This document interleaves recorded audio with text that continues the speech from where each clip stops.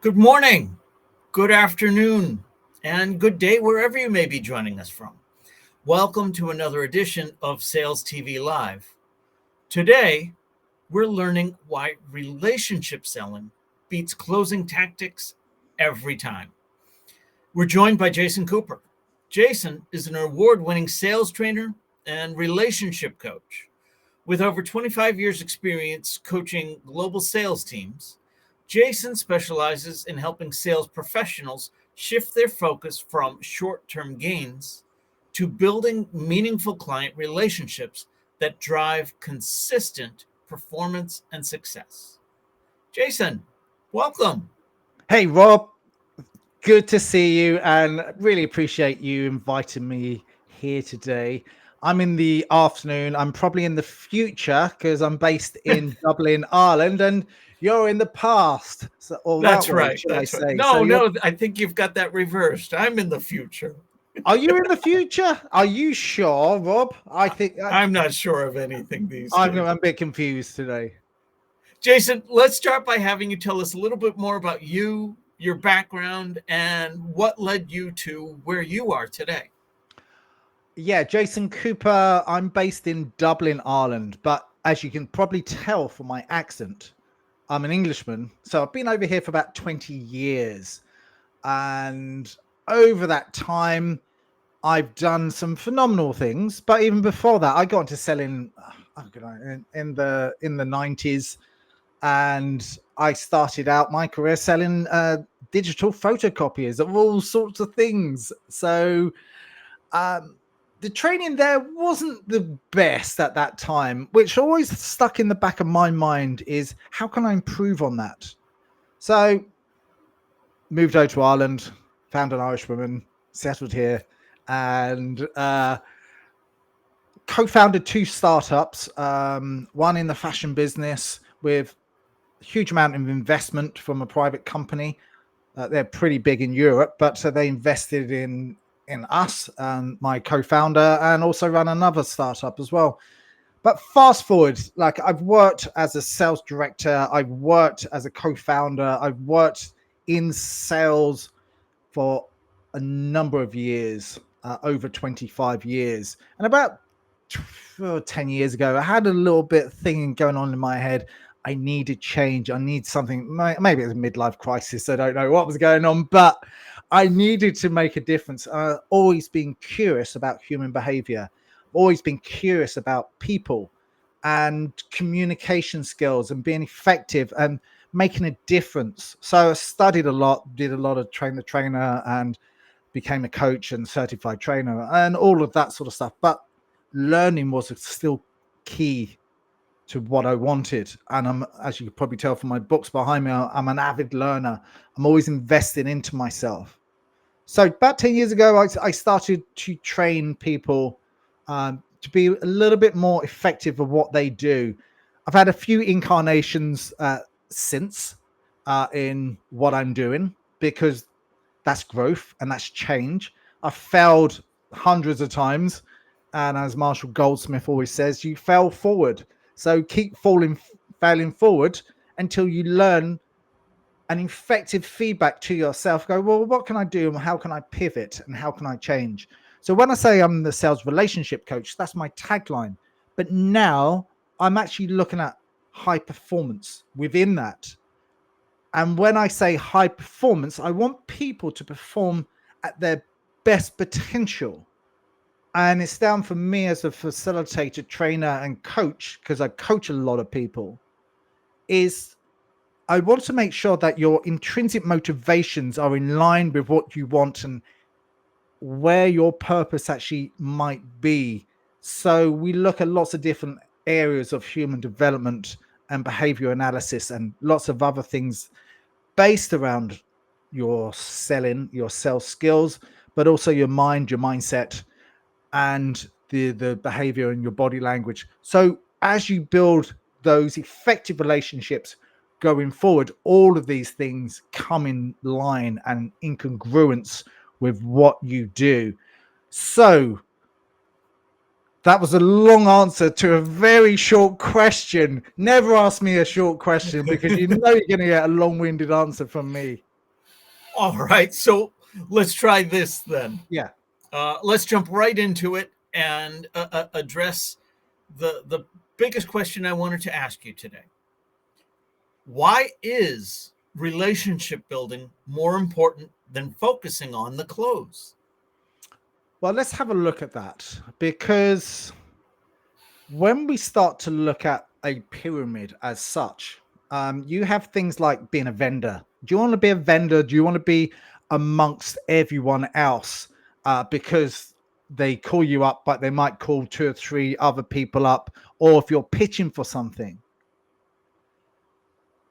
where you would like to be and where you want to be is that trusted advisor at the top of it, at the top of the pyramid. So a trusted advisor is where you work with your clients, or your clients actually come to you when you actually have any challenges or any issues that they want you to help and to control.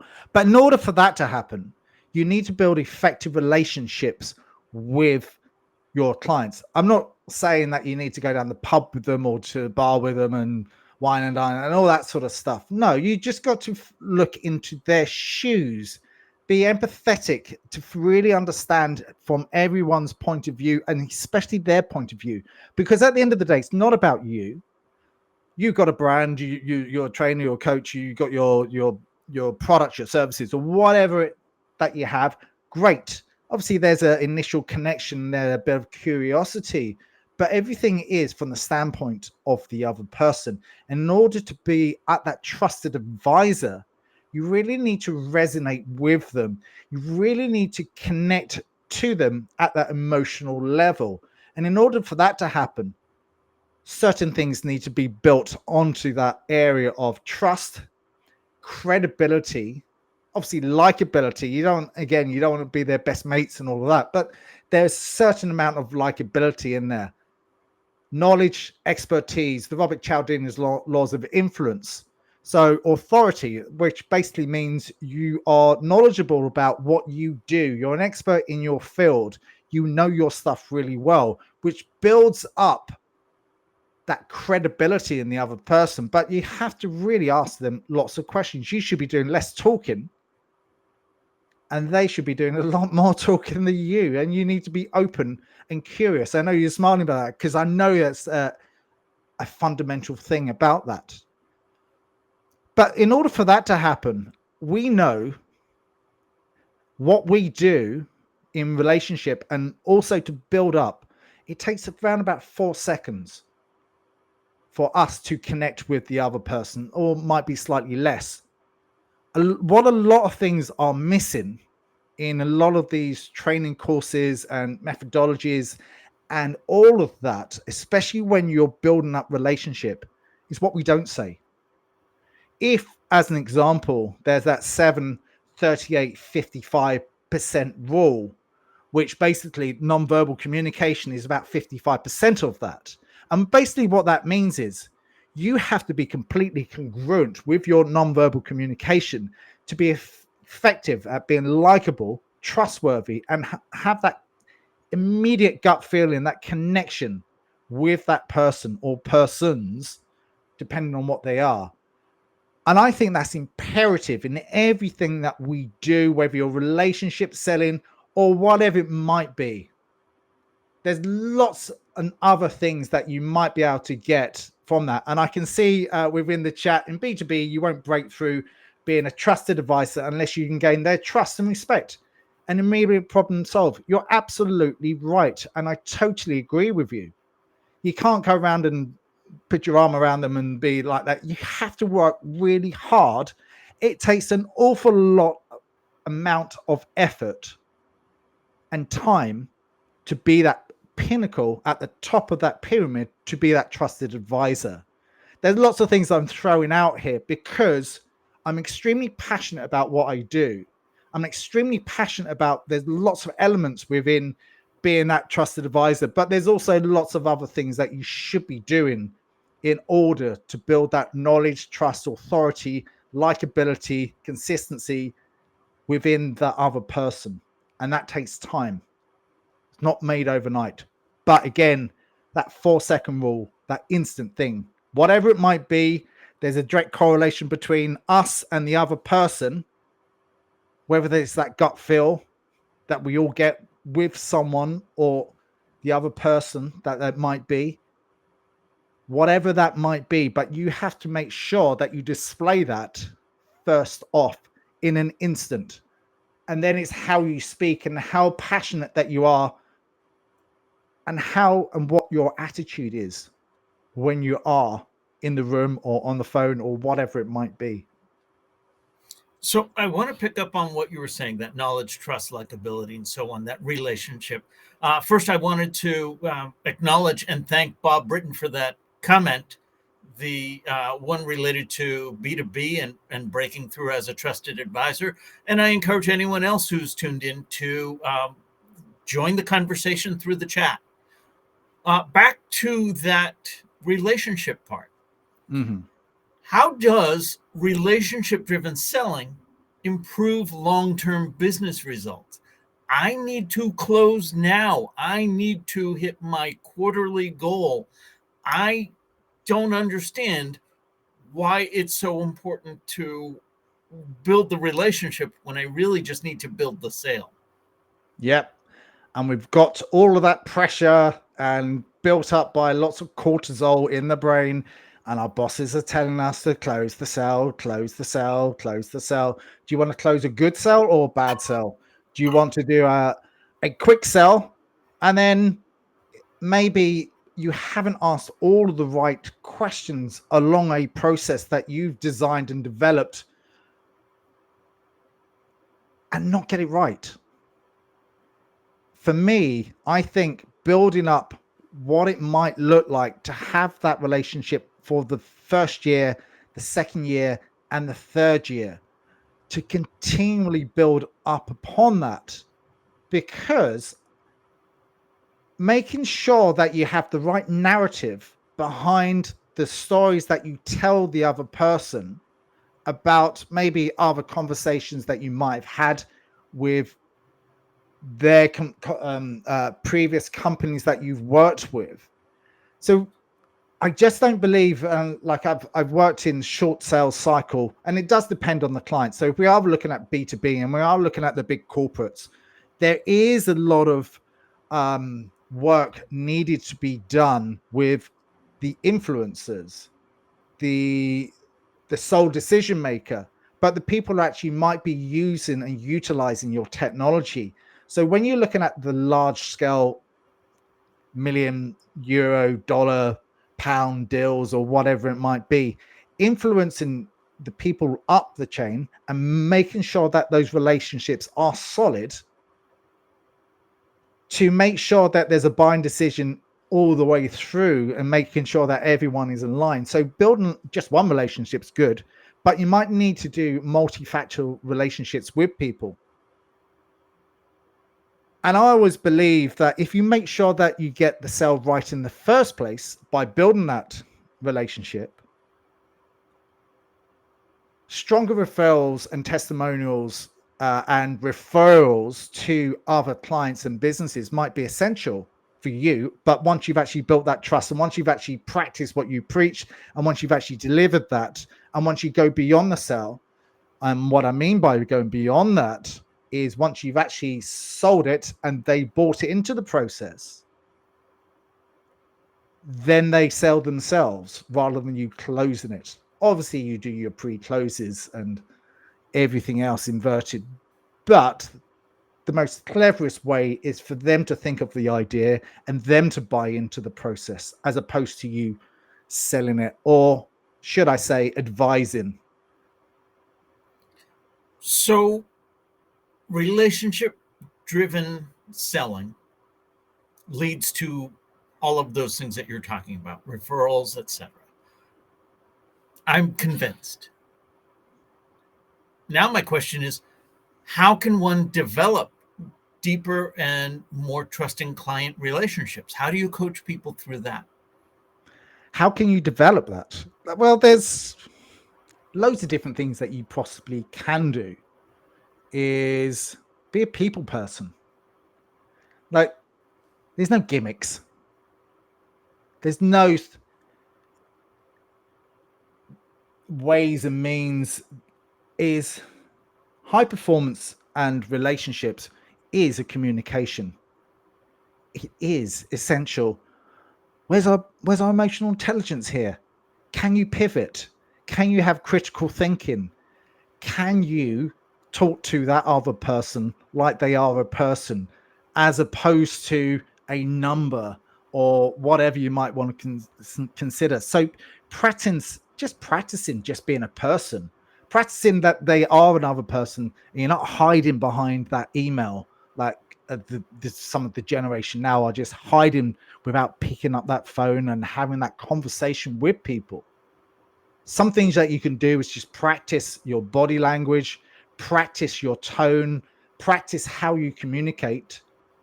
As Gary Player always says, the more I practice, the luckier I get. And that is so true to what we do.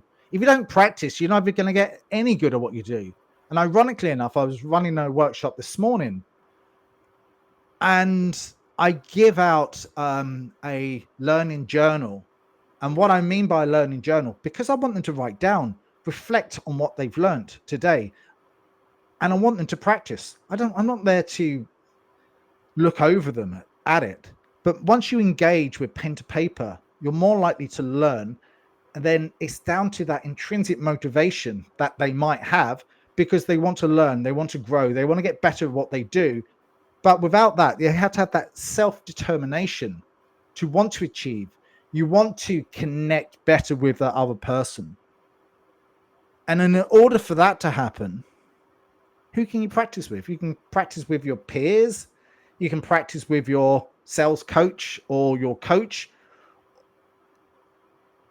And I'm just looking at sellers need to be naturally curious. Absolutely. And that can also help with even practicing questioning. Record yourself. Listen to how you sound. If you sound good, excellent.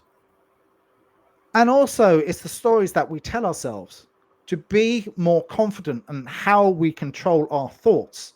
Because our thoughts even can tell it's a long day for me. I've been very busy today and tripping over my words. But what we say to ourselves is incredibly imperative to what actually comes out of our mind and out of our mouths. So whatever I say, like, this is quite a cheesy cliche. If you believe you can, or if you believe you can't, then you're right.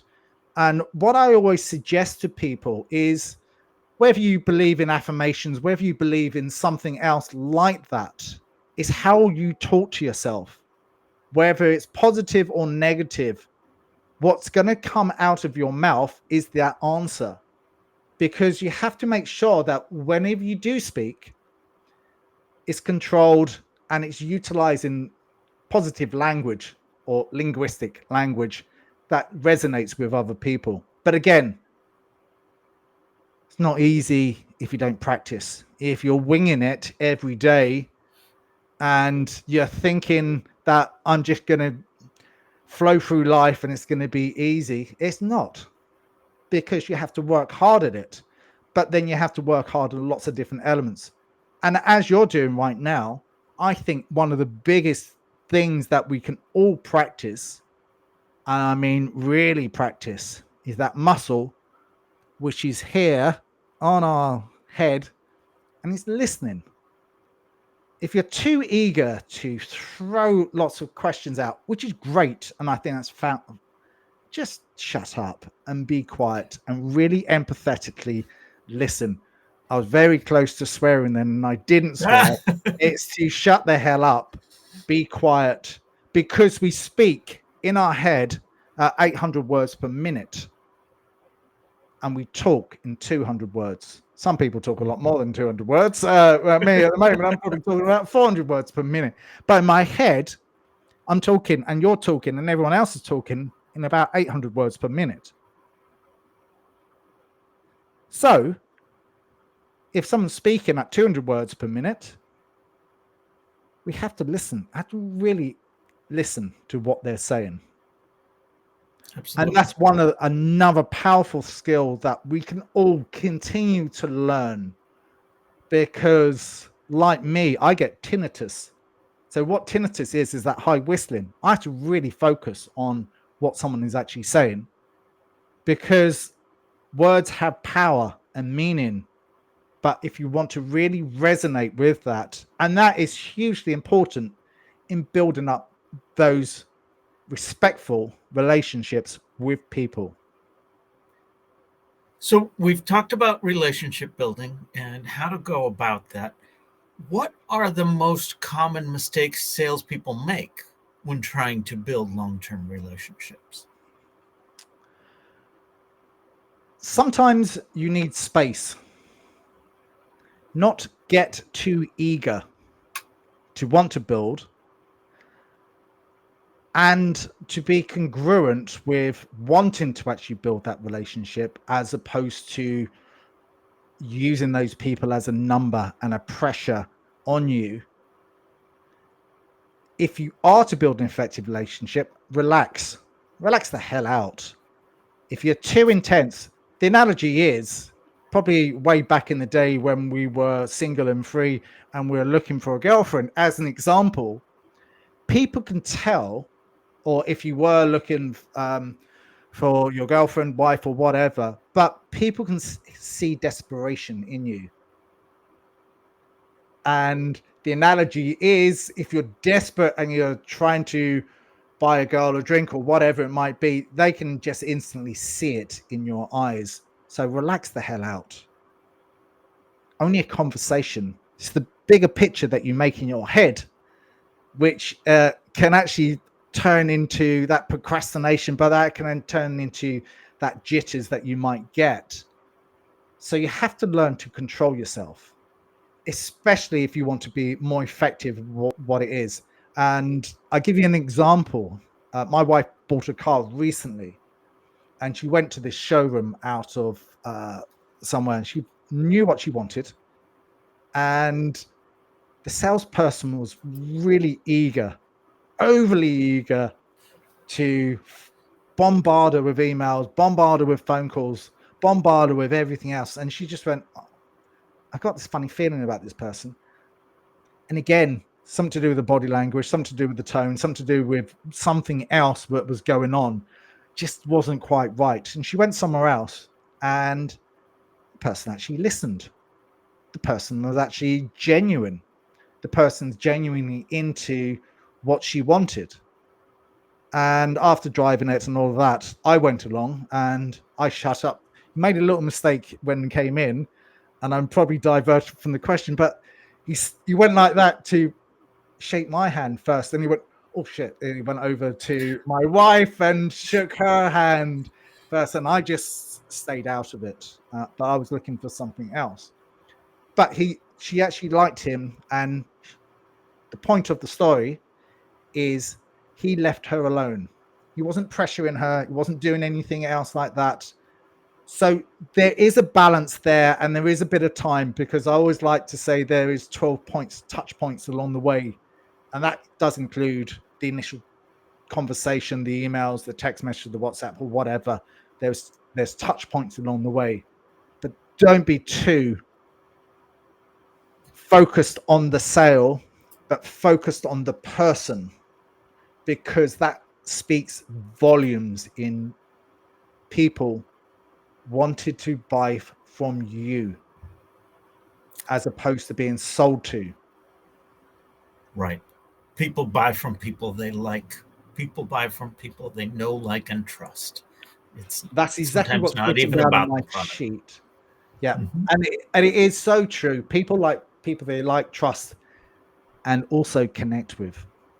Absolutely. Jason, this has been great. Just like that, our time is up. Oh How can no. people learn more, and where can they get in touch with you? LinkedIn is my number one source. I'm active all the time. I'm posting all the time on LinkedIn.